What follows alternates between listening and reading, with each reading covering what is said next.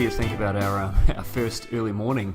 Well, How man, you feeling on that one? I had to delay it half an hour, got out of bed, had to finish doing a couple of my notes, looking at the drawer, had to have a shower. I didn't want to come over here smelling like the lady I was with yesterday. No, I wouldn't want that either, to be honest. Well, we have our first iTunes review, Andy. Definitely. So I'm gonna just read out the title of it. Go for it. And then I want you to tell me what you think the star rating is out of 5. Ooh. Okay. Fascinating discussion on betting on futures. Match fixing. Who knew? What are your thoughts? I think we might open our eyes to a few people. Yeah. What do I think? What do you think that person who reviewed us gave us out of 5? Based on that title. Possibly a 2. You're correct, a 2. Ooh. Which I thought was quite harsh. Yeah. And then it goes on. So that's the title. Then it goes into the body of the review. It says, want to see you guys. And see you guys is capitalized. Need visuals. And so here's my take on that, Andy. This person doesn't like podcasts. Ooh. Because we've got our show on YouTube. Well, doesn't understand how to listen. You can access us on YouTube. Yeah, so YouTube's the way to go for this person. Handy in Halifax, please check us out on YouTube. iTunes is not the only place to get us, but that's okay. We've got our first review. That's a good Wasn't laugh. a glowing review, but hey, we'll try and do better. I wouldn't want to see this face. I'd prefer just to listen. Exactly. Some people prefer the listening only, which I think is wise for people like us. Okay, so let's recap what happened on the weekend. We had the Eastbourne final, where Misha Zverev beat Lucas Lako 6-4, 6-4 to win his first title at age 30, Andy. Yeah. I mean, a lot of players are breaking through late, aren't they? Yeah. It's just coming along. The grass brings those older players out, the experience, playing on the surface. It's all go. Yeah, I mean, he stopped playing for quite a few years with injuries and just some bad luck, and it's great to see him back and having the success of his much younger brother as well. Well, he was out there teaching. Yeah. He was actually coaching some of his younger brother's friends out there on the circuit. How amazing is that you can come back later in your career after all these injuries and still prosper in the game. Absolutely, it's cool. It's fantastic. The other final was Antalya in Turkey, which saw, and I'm going to butcher this name. Do we ever have a week where we don't butcher a bunch of names? Man, good luck. This one has a Z, an M, an H, and a U and R. Good luck. I'm going to say Jamur. Yeah. How do you like that one? Jamur? Dizem. No idea. Well, no idea. The talented young player from, well, he's not that young, I suppose. The talented player from Bosnia and Herzegovina. He beat Adrian Manarino 6-1, 1-6, 6-1. Pretty up and down match. But what was interesting for me, Andy, was all 4 players went into that final with losing records this year. Yeah. That is a shock. But you're often going to get that the week before a slam. Week tournament, week draw. I think this guy, Dizemura, or however you say it, is a good player. Well, he's 30 in the world. Yeah, And he's got a losing record. That's amazing. But he's got, at the end of last season on the hard courts, US Open swing, he had a couple of really good results. I think like Winston-Salem and another one, a couple of good tournaments there in a row. You'll drop from 30 very quickly if you don't defend those points. Yeah, You absolutely. know, I mean, all 4 of these players are, pretty common names in the tennis community, and they've all got losing records. It just goes to show how tough men's professional tennis is. Well, I think Donald Young won at Wimbledon and a match or 2 in qualies, and I don't think he's won a match all year, or maybe a match he's won, which is crazy. Yeah, that's crazy. He was the next best thing for a while. Well, the big news this week, Andy, is Wimbledon starting tomorrow. Can't wait. That's exciting, huh? Hey, I'll be up. Yeah. So just as a quick preview, we wanted to share the UTR ratings top 5 for men's and women's. For those of you that may not be familiar with UTR, it's Universal Tennis Rating, and it's basically the tennis equivalent of golf's handicap system, which is revolutionizing what we do as Andy and I tennis pros. When we're looking to run a tournament or set a training group, we always look at UTRs. It's a great way to say which player is perhaps stronger than another player based on results. It's an algorithm. It takes our opinions out of it. We don't look at two players and say, well, that one's slightly better than the other. We can look at their UTRs and say, well, this player's had stronger results. So in terms of the men's game, I'll just run through the top 5 here. We've got number 1, Nadal, by a country mile, actually. His UTR is almost perfect. Really? Yeah, it's 16.4. What is perfect? 16.5. Wow. And it's been as high this year as 16.49, which is perfect player. And he's only lost, once on the clay? Yeah. Yeah, I mean, he's a freak. Yeah. Absolute freak. Wow. Number 2, Federer. Number 3, Del Potro. Number 4, Djokovic. Even with his up and down results, he's still right there. 30 or odd in the world. Yeah. Wow. And number 5, Alexander Zverev. Okay. Yeah. No team. I think he's in the top 10, but Okay. not in the top 5. Wow. It'd be interesting to see what lot of the young crop are coming through that are higher on the UTR. Yeah. Chung is in the top 10 as well. Yeah, they've seen Chung up there for a long time, the UTR. Yes, You know, yes. I think at the Aussie Open, you told me, compare this UTR. It's amazing. Yeah. And he was underdog for most of his matches, was cleaning up. Yeah.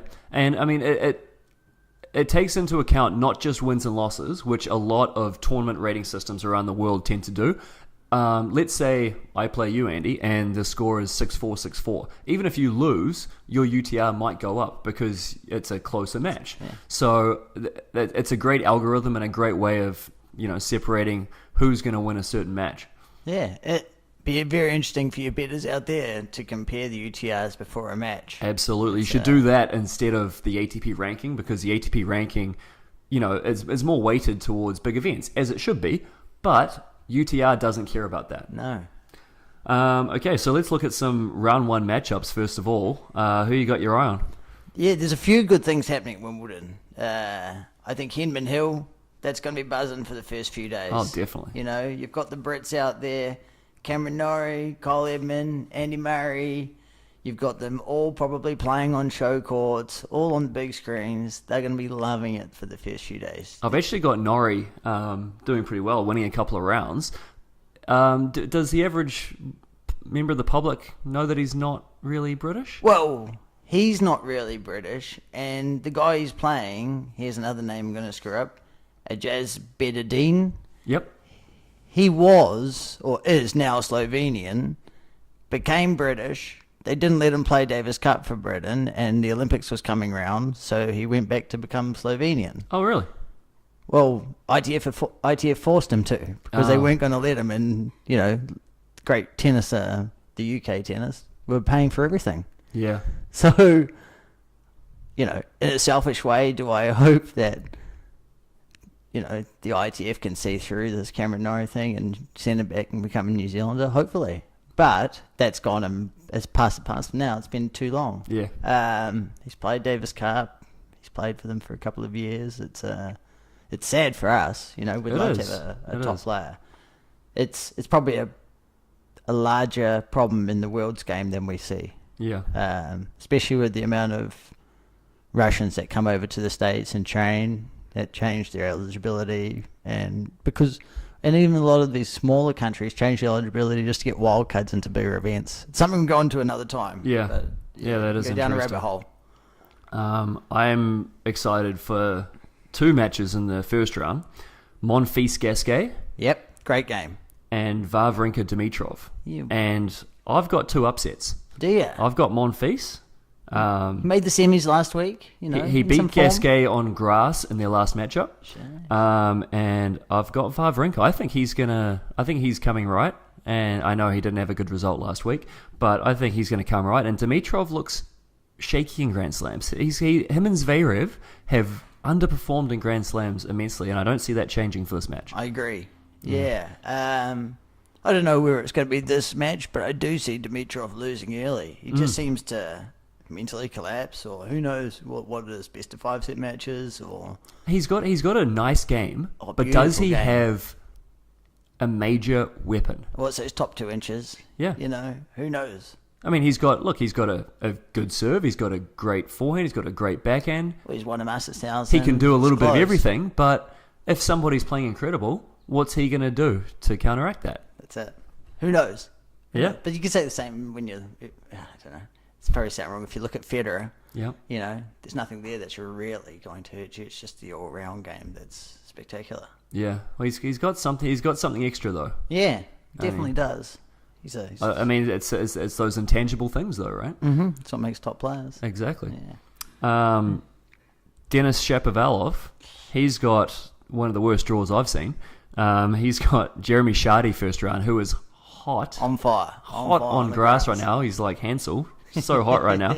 And if he can get through that, which I don't think he will, but if he can get through that, he's got the winner of Benoit Paire and Andy Murray. Yeah, good luck. Good luck. Yeah. And look, I'm a big Dennis fan, but I don't see how he's going to get through that. No, we can speak about Andy Murray, but that Benoit Paire match is going to be tough. Oh, absolutely. You know, Benoit Paire 7-6 in the third against Federer a couple of weeks ago at Harley. Yep. Got a good grass court game. He just mixes it up, slices the ball around, Yep. lulls you to sleep, and just finish It might be his best surface grass, Benoit. Yeah, he's an interesting player. Yeah.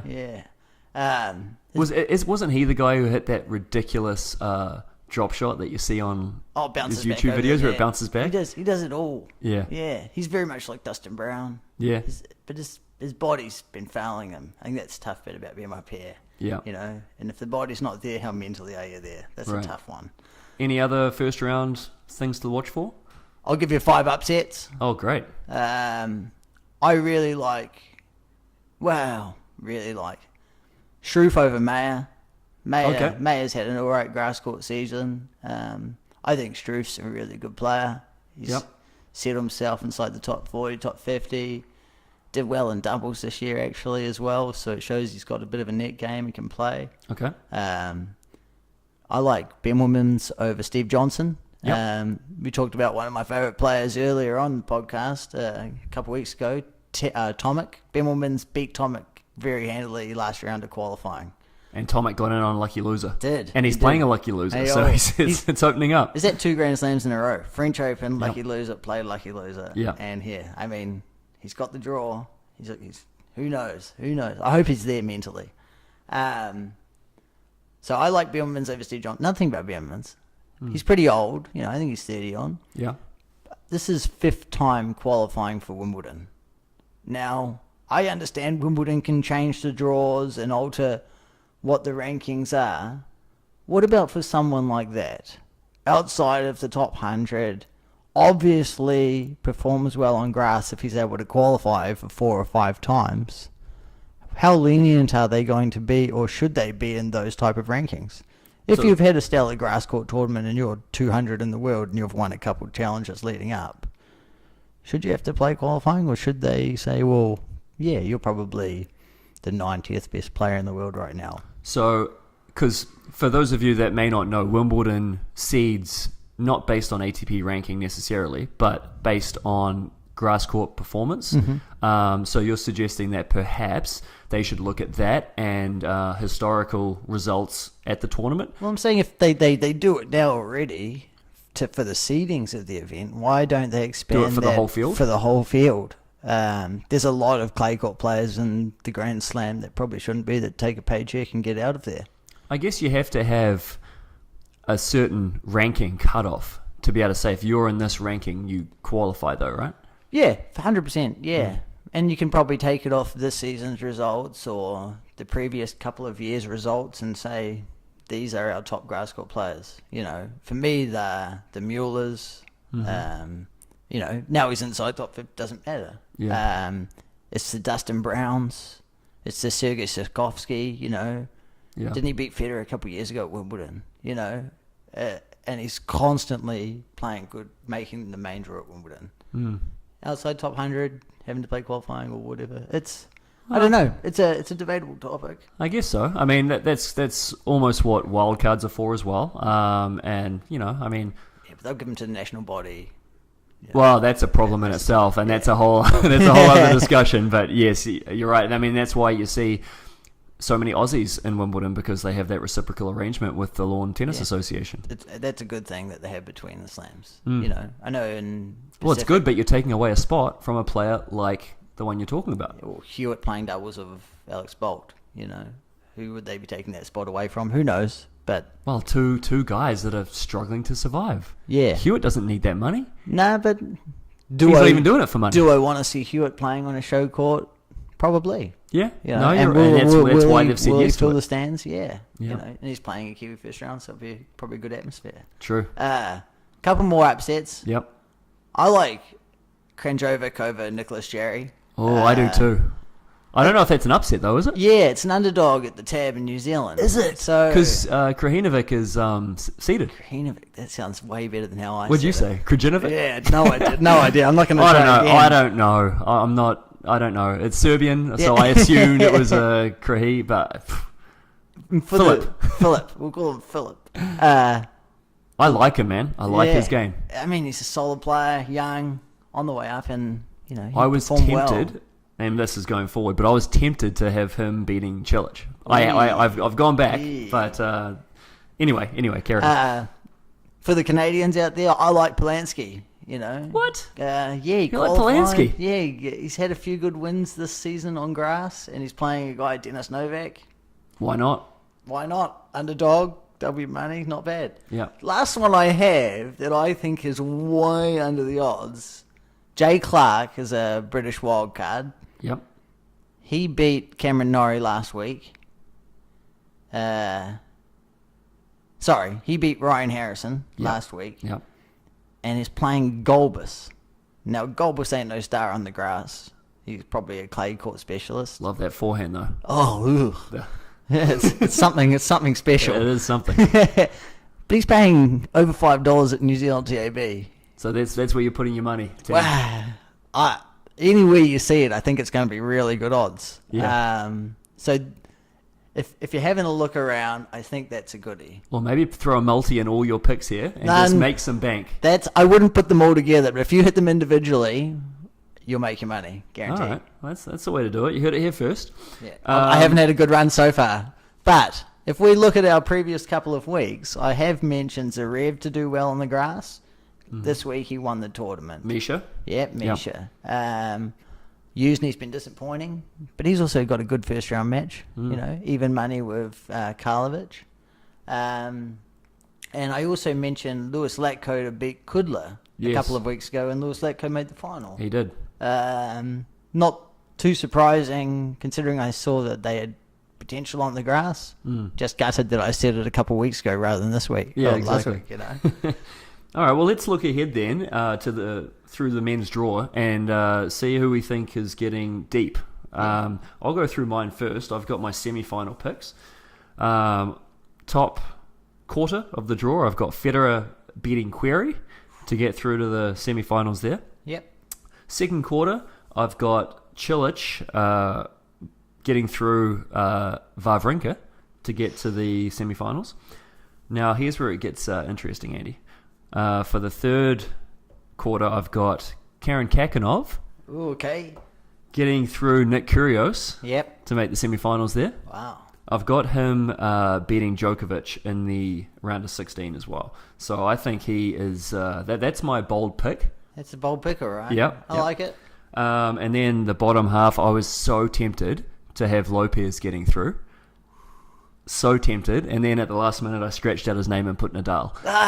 Yeah. So I've got Nadal beating Lopez to get to the semis. But even so, I mean... Do we both think that Nadal... I don't know. Is going to struggle? Doesn't always want to be there at Wimbledon. I don't know if that's it, but well, it may be it, but he hasn't done well at this tournament in years. He's had a lot of shock early exits at Wimbledon. Yep. The only person who I can see troubling him before the quarterfinals is Misha Zverev. Yes, and I don't know if Misha's got enough to get through him. If there's an option, second round, I think Popsil's playing Nadal. Mm-hmm. I think Popsil wins a set in that match. Yeah. I don't think he's going to beat him, though. I wouldn't be surprised if he pulls something out of his butt. You know, he's who knows? But that's Pospisil's got to get through the first round. Yeah, he's got to get through Kukushkin, but that could be one that I see as like coin flip. You know, absolutely. Good serve and volley. I don't know. You just need some confidence. I think he's won Wimbledon before in doubles. Obviously likes the feel of the courts, and grass is a surface his game suits. Anyway, Yeah, who have you got? So I've got Fed, Cilic, Khachanov, Nadal. What do you got, Andy? I've broken it down to who's going to make the quarters. Okay. I got Fed winning the top quarter. I think he's got to play Coric in round 16. It's pretty easy. He's not going to let that happen again. No. I think Gasquet is going to play Fed in that quarter. Okay. With, I think, Fed winning that pretty handily. If Gasquet can get through Monfils first round, buddy, Yeah. it's going to be tight. You've called that. Yeah. I think Gasquet is on fire on grass. Yeah, he's great, but why not? Yeah, well, I know. You like it? See? It's a coin flip. Chuck one in there as well. Yeah. There you go. Fourth, I think it's tough. I don't think Dimitrov performs well No. at the slams. We talked about this before. I think Isner's got a shot to make a quarter. Okay. And he's probably going to have to play Djokovic. Okay. Next up, I have Kyrgios playing Zverev. Oh, Kyrgios, yeah, over Zverev. And then I have Del Potro playing either Rafa, anyone but Rafa, sorry. I've got him either playing Zverev or Popsil. The other Zverev. So I've got two Zverevs possibly going far. Wow. That'd be good for that family. Yeah, it's I don't know. I think Alex Zverev, again, fourth round beyond, coin flip. Yeah. You know, I don't know if that's a mental thing, but I hope. Well, you know he's going to be playing some five-setters, that's for sure. And you don't need that early in a slam. No, you know, that's exactly right. You got to get on the court and off the court as quick as you can. And if these people that are unranked know that they just have to hang around, then that's all they'll do is they'll hang around and make it tough on you, and suddenly you're out. Yeah, you know, it's a big shot. Some news came out a couple of days ago regarding Serena Williams refusing a drug test. What are your thoughts on this, Andy? Yeah, I don't think it's the first time she's done it. Yeah. Well, it's an interesting system that you have to provide your whereabouts to the is it US drug USADA USADA for an hour every day. Yeah. That blows my mind in itself. I don't know where I'm going to be every day. No. Did I come home last night? Coin flip. yeah, you know. Well, it is a Canada Day weekend. Happy Canada Day. But am I going to say that I'm going to be home at 6 a.m. every day because I want you to come and wake me up? No. No. Let alone travel, let alone where am I going to be? For these players that do it all the time, are they traveling all the time? When this guy showed up outside of the hour that she specified. Yes. 8:30 a.m. Yep. Showed up at her house and said, "You've got to give me, a sample." I'm glad she told him to piss off. Yeah, I just think it makes her seem more guilty. Perhaps. I understand. She's already given how many this year? 3? Yeah, no, 5 this year. She's given. I think she's been the highest tested female player. Now let's say 5 tests. All right, that's okay. 5 negative results, by the way. Yeah, that's congratulations.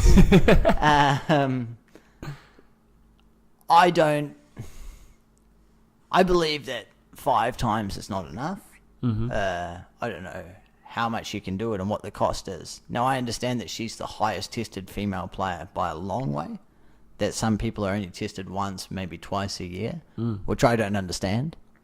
I think if there's 4 Grand Slams, you should at least test them at the Grand Slams, everyone. Yeah. That's it. It should just be everybody. But that's too easy because if people know they're getting tested, then they can wean off whatever they've been on and hopefully pass that test at the slam. But since we've both seen Icarus, we're both a bit wary about... Yeah, skeptical. Yes. Yeah. I think when you know a test is coming and you fail, it's a bit idiot-proof. Yeah. Right? Who knows?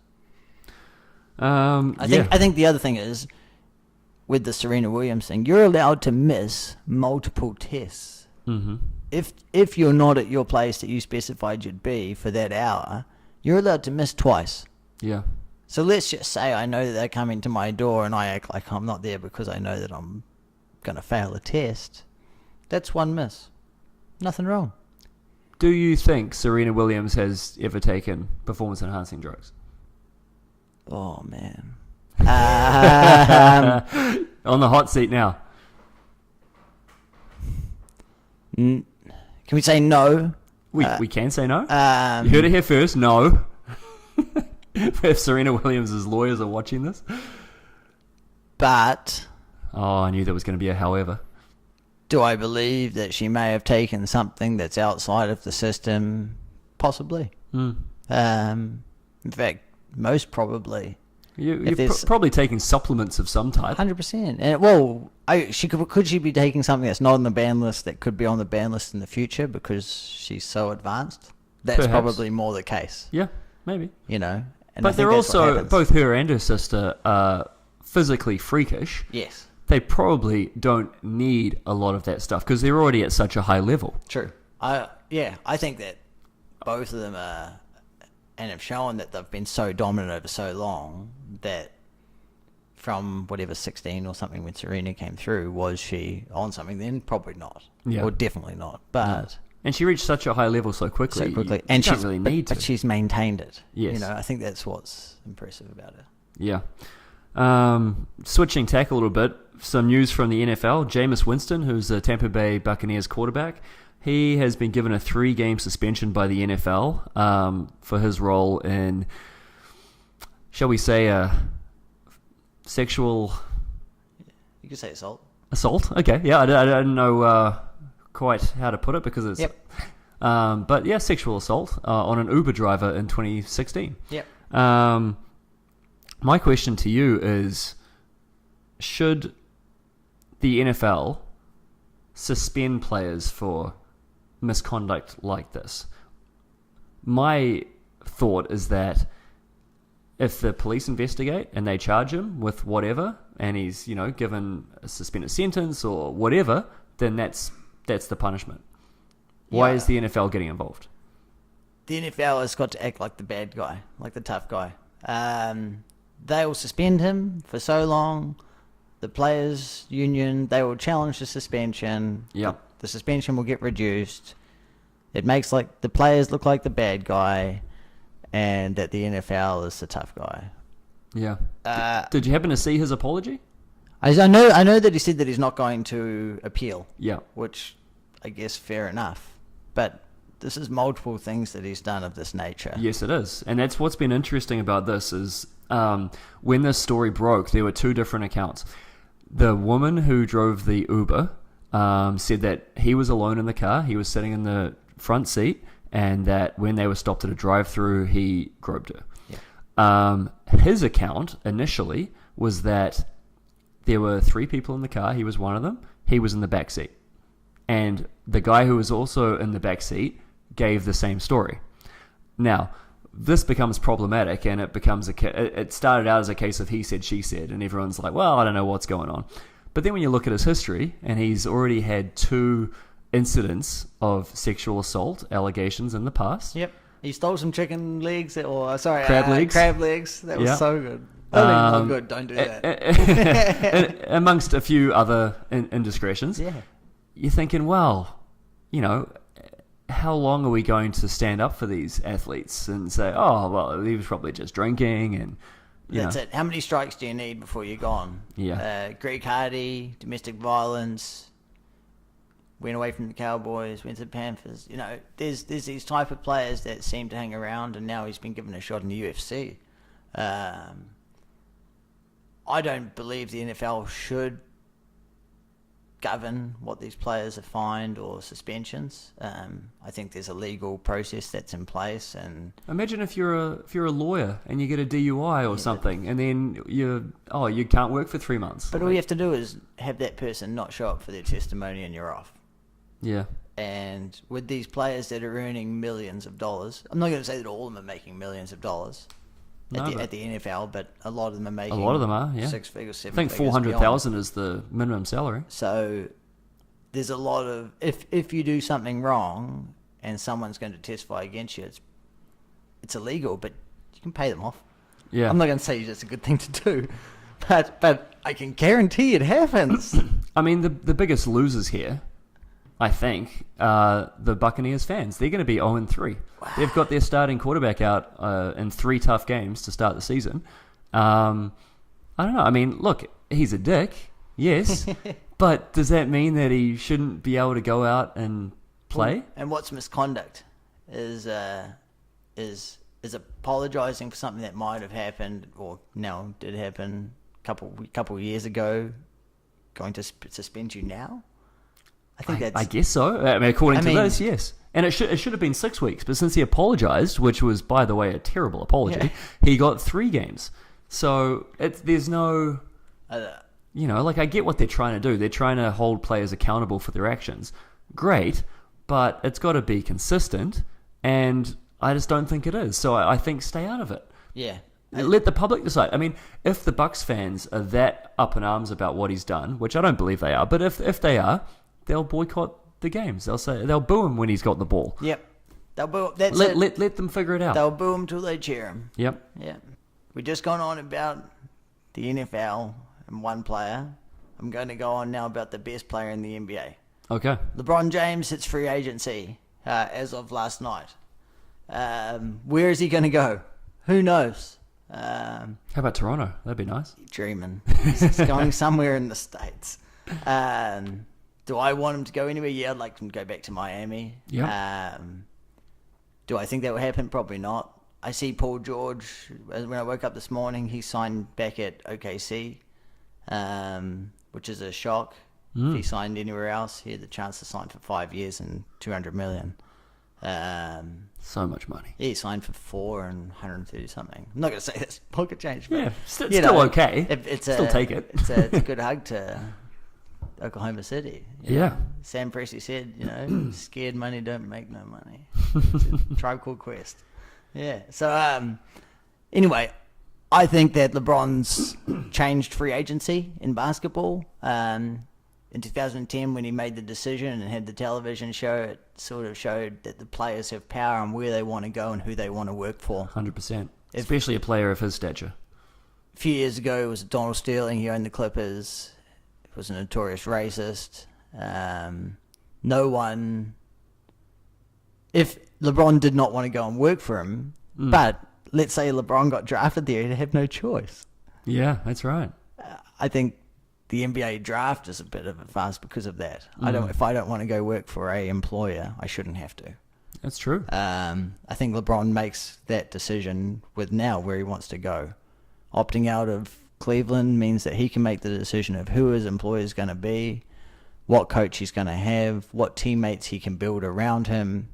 He does that already at Cleveland, but he works for an owner that I don't think respects him fully. Wrote a horrible letter when he left. LeBron might be one of the first players that could put a stake in ownership as well. Yeah. He's got the cash. Maybe he'll join Jay-Z in Brooklyn or something. Well, who knows? I know Kawhi Leonard's on the free market. They're saying that the Spurs will only trade him out east. That only gives you a few options. And to me, I hope Miami is one. The way he left there was a bit off. I think Pat Riley was in a tough position with LeBron, and I think coming back home, will be a good choice. All right. Yeah. All right, good stuff. So if you would like us to discuss a certain topic, please reach out on YouTube, Instagram, or Twitter.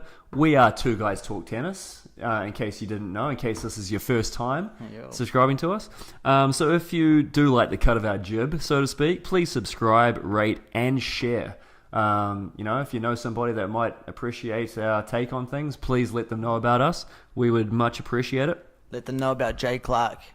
Golbus. Come on. We will be back next week, just before the round of 16, to see how our picks are doing. Have a good weekend, everybody.